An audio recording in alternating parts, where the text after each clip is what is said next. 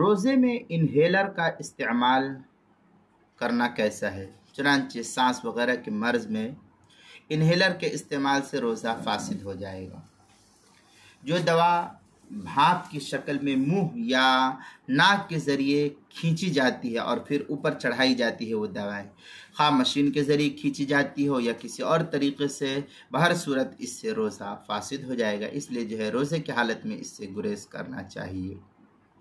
در مختار ما شامیم ہے او دخل حلقه غبارا او ذباب او دخان و مفاده انه لو ادخل حلقه الدخان افطرا۔ اس طریقے کے الفاظ کافی تفصیل سے فتاوی شامی تیسری جلد صفحہ 366 اور حاشیۃ التحتاوی علی مراقی الفلاح میں وفیما ذکرنا اشارۃ الی انه من ادخل بصنعه دخانا حلقه بأي صورہ۔ اس طریقے کے الفاظ صفحہ نمبر 361 362 باب بیان ما لا یفسد الصوم الفقہ الاسلامی و عدلتہ، دوسری صفحہ 657 پر اس کو نقل کیا ہے۔